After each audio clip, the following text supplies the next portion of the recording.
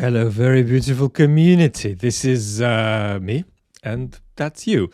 I'm going to be very brief today and just make three big picture public intellectual, not country analyst kind of points about Trump redoubling on his rhetoric around Greenland, around Panama, around Canada.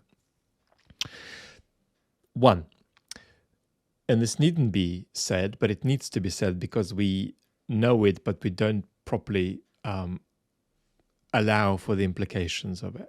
And that's that when political leaders speak, the words are themselves actions, the way they aren't if Ricky down the street speaks without doing anything. So in high power, words are themselves deeds. They themselves have, right, no matter what their relationship is with other actions, disinhibiting implications that change reality, change perceptions in corridors of power across the globe of what is permissible, of what is possible.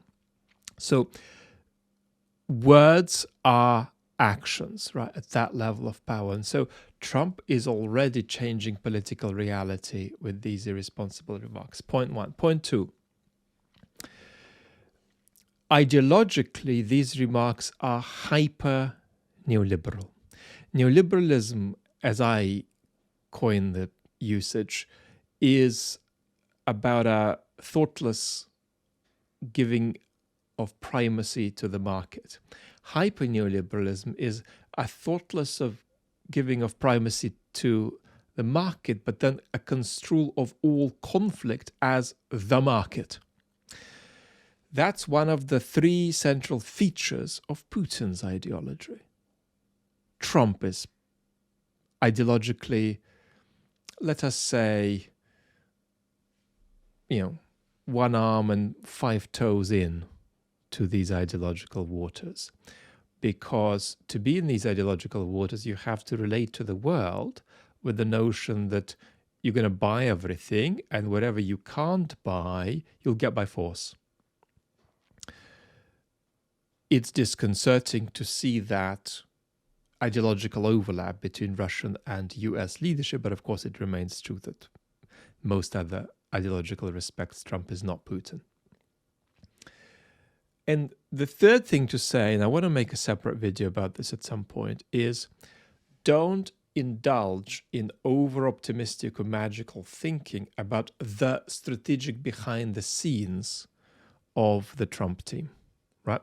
It's not that it is a cacophony of ill-assorted sort of post-truth verbosity in public, but there's a kind of strategy behind the scenes which says, yes, there's China, and then there's Russia, then there's the Middle East, and then there is this sort of melting off of the post-1999 global order, and that's what we're going to do with it. No, that's not happening.